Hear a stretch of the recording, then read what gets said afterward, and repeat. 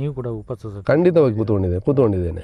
ಆ ಸಂದರ್ಭದಲ್ಲಿ ಹೋರಾಟ ಮಾಡುವಾಗ ತಲೆ ಕೂಡ ಬೋಲಿಸಿದ್ದೇನೆ. ಯಾಕಂತ ಹೇಳಿದರೆ ನನ್ನ ಸ್ವಾರ್ಥಕ್ಕಾಗಿ ಅಲ್ಲ. ಸಿದ್ಧಾರ್ಥವರ್ದು ನೋಡುವಾಗ ಉಪವಾಸ ಸತ್ಯಾಗ್ರಹ ಇದಕ್ಕೆ ಒಂದು ಅಂತ್ಯ, ನಿಜವಾಗ್ಲೂ ಸತ್ಯ. ನಮ್ಮ ದೇಶಕ್ಕೆ ಸ್ವಾತಂತ್ರ್ಯ ಸಿಕ್ಕಿದೆ ಉಪವಾಸ ಸತ್ಯಾಗ್ರಹದಲ್ಲಿ. ನ್ಯಾಯ ಖಂಡಿತವಾಗ್ಲೂ ಸಿಗುತ್ತೆ. ಮನುಷ್ಯ ಮಣ್ಣಲ್ಲಿ ಹುಟ್ಟಿ ಮಣ್ಣಲ್ಲೇ ಮಣ್ಣಾಗುವುದಲ್ವ, ಯಾವುದು ಶಾಶ್ವತ ಅಲ್ಲ. ನಾವು ಸಮಾಜದಲ್ಲಿ ಇಂಥ ಅತ್ಯಾಚಾರಗಳು ಆಗಬಾರ್ದು ಅನ್ನುವಂಥ ಒಂದು ಉದ್ದೇಶದಲ್ಲಿ ನಾವು ಸಹಕಾರ ಕೊಡ್ತೇವೆ ವಿನಃ ಜಾತಿ ವಿಚಾರದಲ್ಲಿ, ಸಮುದಾಯ ವಿಚಾರದಲ್ಲಿ ಖಂಡಿತವಾಗಿ ಇಲ್ಲ. ಇದರ ಹಿಂದೆ ಇರುವಂಥ ಕಾರಣದ ಶಕ್ತಿಗಳು ಯಾರು? ಸರ್ಕಾರ ಮಾಡುವಂಥ ಕೆಲಸ. ಈಗ ಅದು ಮಾಡಬೇಕಾದ್ರೆ ಅವರು ಕರ್ತವ್ಯ. ಸತ್ಯವನ್ನು ಎದುರಿಗೆ ಅದನ್ನು ಪ್ರಸ್ತಾಪಿಸಿದ್ರೆ, ಅದನ್ನು ಹೋರಾಟ ಮಾಡಿದರೆ ಅವನನ್ನು ಹುಚ್ಚ ಅಂತ ಕರೀತಾರೆ ಈ ಸಮಾಜದಲ್ಲಿ. ಒಂದು ವೇಳೆ ಈ ಉಪವಾಸ ಸತ್ಯಾಗ್ರಹ ಒಂದು ಮಾಡುವಂಥ ಅನಿವಾರ್ಯತೆ ಬಂದರೆ ನೀವು ಕೂಡ ಬರ್ತೀರಾ? ಖಂಡಿತವಾಗಿ. ಕೊನೆಯ ಹಂತದಲ್ಲಿ ಇರುವಂಥದ್ದೇ ಉಪವಾಸ ಸತ್ಯಾಗ್ರಹ. ಅದು ವೆಪನ್ಸ್ ಹೇಳ್ತೇವಲ್ಲ ನಾವು, ಕೊನೆಗೆ ಬಿಡುವಂಥ ಅಸ್ತ್ರ, ಬ್ರಹ್ಮಾಸ್ತ್ರ ಅದು. ಸಿದ್ಧಾರ್ಥವರ್ದು ನೋಡುವಾಗ ಉಪವಾಸ ಸತ್ಯಾಗ್ರಹ ಇದಕ್ಕೆ ಒಂದು ಅಂತ್ಯ ಅನ್ನುವಂಥದ್ದು ಮಾತು ನಿಜವಾಗ್ಲೂ ಸತ್ಯ. ಅದೇ ಈಗ ನಮ್ಮ ದೇಶಕ್ಕೆ ಸ್ವಾತಂತ್ರ್ಯ ಸಿಕ್ಕಿದೆ ಉಪವಾಸ ಸತ್ಯಾಗ್ರಹದಲ್ಲಿ. ಹಾಗಾಗಿ ದೊಡ್ಡ ಮಟ್ಟದಲ್ಲಿ ಅನ್ನುವಂಥದ್ದಲ್ಲಿ ಈಗ ನಮ್ಮ ದಕ್ಷಿಣ ಕನ್ನಡ ಜಿಲ್ಲೆ ಅನ್ನುವಂಥ ಬುದ್ಧಿವಂತರ ಜಿಲ್ಲೆ. ಈ ಬುದ್ಧಿವಂತರ ಜಿಲ್ಲೆಯಲ್ಲಿ ಯಾವ ರೀತಿಯಾಗಿದೆ ಅಂತ ಹೇಳಿದರೆ, ನಮ್ಮನ್ನು ನಾವು ತೆಗಳುದ ಅನ್ನುವಂಥ ಒಂದು ಮಟ್ಟಿಗೆ ನಾವು ಬಂದಿದ್ದೇವೆ. ಈ ಧರ್ಮವನ್ನು ಮತ್ತು ಅಧರ್ಮದ ವಿರುದ್ಧ ಹೋರಾಟ ಮಾಡುವಂಥ ಒಂದು ಪರಿಸ್ಥಿತಿ ನಿರ್ಮಾಣ ಆಗಿದೆ. ಇಲ್ಲಿ ನ್ಯಾಯ ಯಾವ ರೀತಿ ಸಿಗುತ್ತಾ ಬಿಡುತ್ತಾ ಅದು ನಂತರದ ವಿಷಯ. ಆದರೆ ನ್ಯಾಯ ಖಂಡಿತವಾಗ್ಲೂ ಸಿಗುತ್ತೆ. ಒಂದಲ್ಲ ಒಂದು ದಿವಸ ಸಿಗುತ್ತೆ. ಈ ಮನುಷ್ಯ ಮಣ್ಣಲ್ಲಿ ಹುಟ್ಟಿ ಮಣ್ಣಲ್ಲೇ ಮಣ್ಣಾಗುವುದಲ್ವ, ಯಾವುದು ಶಾಶ್ವತ ಅಲ್ಲ. ಆದರೆ ಈ ನಂತರದ ವಿಷಯದಲ್ಲಿ ಇದು ಎಲ್ಲರ ಮನೆಗೂ ಒಂದು ರೀತಿಯ ಒಂದು ಕಂಟಕ ಬರುತ್ತೆ ಅನ್ನುವಂಥ ಎಲ್ರಿಗೂ ಅದು ನೆನಪಿರಲಿ.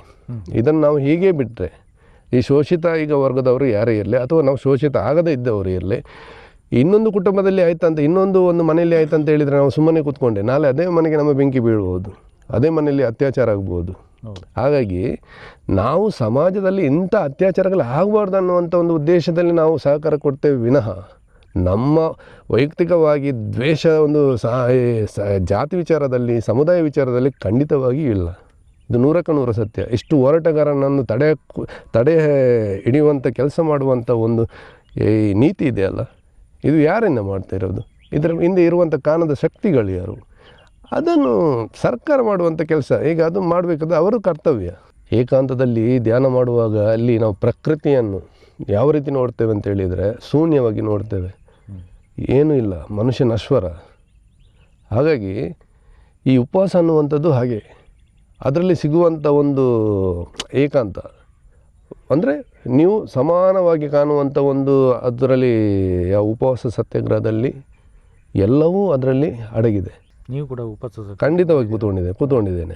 ESI, ಯಾಕಂದರೆ ಕಾರ್ಮಿಕರ ಪರವಾಗಿ ESI ಆಸ್ಪತ್ರೆ ಇದೆಯಲ್ಲ ಶಿವಮೊಗ್ಗ, ಇದೇ ಇವರ ನೇತೃತ್ವದಲ್ಲಿ ನಾನು ಕೂಡ ಕೂತ್ಕೊಂಡಿದ್ದೇನೆ. ಆ ಸಂದರ್ಭದಲ್ಲಿ ಹೋರಾಟ ಮಾಡುವಾಗ ತಲೆ ಕೂಡ ಬೋಲಿಸಿದ್ದೇನೆ. ಯಾಕಂತ ಹೇಳಿದರೆ ನನ್ನ ಸ್ವಾರ್ಥಕ್ಕಾಗಿ ಅಲ್ಲ, ನಾನು ಈಗಲೂ ದುಡಿದು ತಿಂತಾ ಇದ್ದೇನೆ.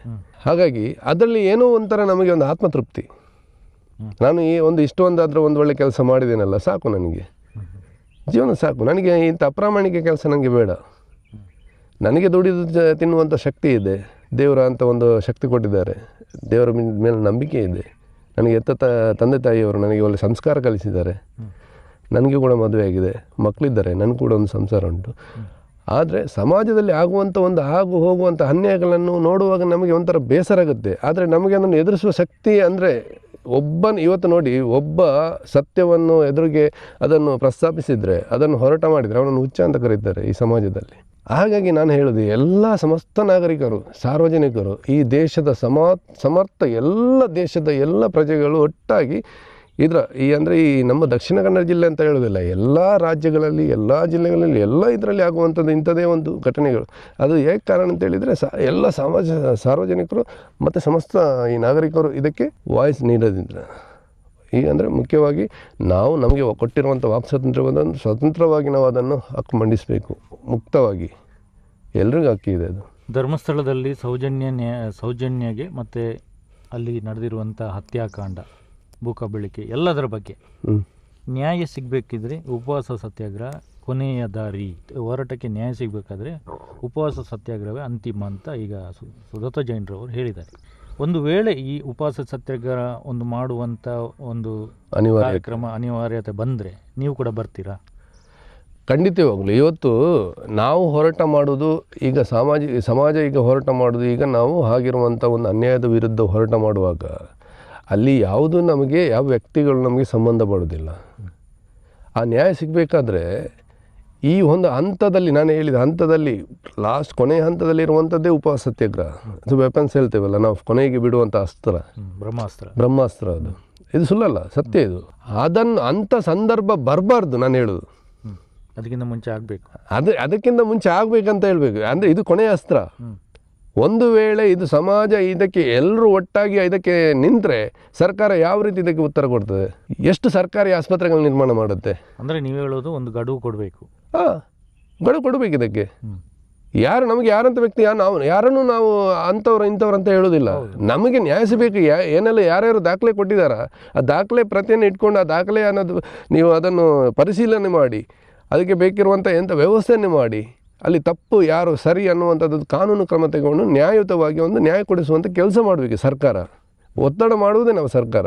ಈಗ ಹೋದದ್ದು ಆದದ್ದು ಈಗದ್ದು ಅದು ನಮಗೆ ಅವಶ್ಯಕತೆ ಇಲ್ಲ. ಅಧಿಕಾರಿಗಳು ನಿರ್ಮಾಣ ಮಾಡಿದ್ದೇ ಸರ್ಕಾರ, SIT ರಚನೆ ಮಾಡಿದ್ದೇ ಸರ್ಕಾರ ಅಲ್ವಾ? ಅಧಿಕಾರಿಯಲ್ಲಿ ಕೆಲಸ ಮಾಡಬೇಕಾದ್ರೆ ಅವರಿಗೆ ಒತ್ತಡ ತರುವುದೇ ಸರ್ಕಾರ. ಅಂದರೆ ಅಲ್ಲಿ ಕೆಲಸ ಯಾವ ರೀತಿ ಆಗಬೇಕಾದ್ರೆ ನಮಗೆ ಗೊತ್ತಿಲ್ಲ. ಅದೇ ರೀತಿ ಆಗ್ತಾ ಇಲ್ವಾ ಅಥವಾ ಅನ್ನುವಂಥದ್ದು ನಮಗೆ ಗೊತ್ತಿಲ್ಲ. ಅವರು ಅದಕ್ಕೆ ಈ ಕೋರ್ಟಿಗೆ ತೀರ್ಪು ಕೊಡಬೇಕು, ಇವರೇನಲ್ಲಿ ಇದಕ್ಕೆ ಅರ್ಜಿಗಳನ್ನು ಸಲ್ಲಿಸಬೇಕು, ಇಂಥದ್ದೆಲ್ಲ ಇನ್ವೆಸ್ಟಿಗೇಷನ್ ಆಗಿದೆ, ಇಂಥದ್ದನ್ನೆಲ್ಲ ಸಲ್ಲಿಸಿ ಕೊಡುವಂಥದ್ದು ತೀರ್ಪು, ಅದು ಕೋರ್ಟ್ ನಂತರ ಕೊಡುವಂಥದ್ದು ಆದೇಶ ಸರ್ಕಾರ.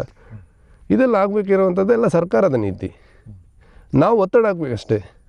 ಅಲ್ಲಿ ನಮ್ಮ ನ್ಯಾಯದ ವಿರುದ್ಧವಾಗಿ ಅಲ್ಲಿ ಒಂದು ಕೆಲಸ ನಡೀತಂತ ಹೇಳಿದರೆ ಮುಂದಿನ ಕ್ರಮದಲ್ಲಿ ಜನಗಳು ಬೀದಿಗೆ ಇಳಿದು ಈ ರೀತಿ ಹೋರಾಟ ಮಾಡಬೇಕಾದ್ದು ಸರಿಸಾಮಾನ್ಯವಾಗಿ ನಾನು ಸತ್ಯ ಅಂತ ಹೇಳ್ತೇನೆ. ಯಾಕೆಂದರೆ ಕೊನೆಯ ಅಸ್ತ್ರ ಇರುವುದೇ ಈ ಉಪವಾಸ ಸತ್ಯಾಗ್ರಹ. ಇದಕ್ಕಿರುವಂಥ ಒಂದು ಬೇರೊಂದಿಲ್ಲ. ಅದನ್ನು ನಿಯಂತ್ರಣ ಮಾಡಲಿಕ್ಕೂ ಸಾಧ್ಯ ಇಲ್ಲ ಸರ್ಕಾರಕ್ಕೆ. ತಿಮ್ಮರು ಇದಕ್ಕೆ ಜಗ್ಗೋದಿಲ್ಲ, ಬಗ್ಗೋದಿಲ್ಲ, ಅವರನ್ನು ಏನು ಮಾಡಲಿಕ್ಕೆ ಆಗೋದಿಲ್ಲ. ಅವರ ಹೆಸರು ಹೇಳುವಾಗಲೇ ನಮಗೆ ಮೈ ರೋಮಾಂಚನ ಆಗುತ್ತೆ. ಒಳ್ಳೆತನಕ್ಕೆ ಯಾವಾಗಲೂ ಒಳ್ಳೆ ಬೆಲೆ ಇದೆ, ಆದರೆ ಈ ಒಳ್ಳೆತನಕ್ಕೆ ಕಷ್ಟನೂ ಇದೆ. ಈಗ ತನ್ನನ್ನು ತಾನೇ ಅವರು ಅರ್ಪಿಸ್ತಿದ್ದಾರೆ, ದಿಕ್ಕು ತಪ್ಪಿಸುವಂಥ ಕೆಲಸ ಮಾಡ್ತಾ ಇದ್ದಾರೆ. ಕಳಪೆ ಮಟ್ಟಕ್ಕೆ ಮೇನ್ ಸ್ಟ್ರೀಮ್ ಮೀಡಿಯಾ ಹೋಗಿದೆ ಅಂತ ಹೇಳಿದರೆ ನಮ್ಮ ದೇಶದ ಪರಿಸ್ಥಿತಿ ಅಲ್ಲಿ ತನಕ ಮುಟ್ಟಿದೆ. ಆ ಕಂಪ್ಲೇಂಟ್ ಕೊಟ್ಟ ದಾಖಲೆ ಪ್ರಕಾರ ಅಲ್ಲಿ ಯಾರ ದಾಖಲೆಯಲ್ಲಿ ಆರೋಪಿ ಸ್ಥಾನದಲ್ಲಿ ಯಾರ ಮೇಲೆ ಕಂಪ್ಲೇಂಟ್ ಕೊಟ್ಟಿರ್ತಾನ ಸರ್ಕಾರ ಅನುಮತಿ ಕೊಡಬೇಕು.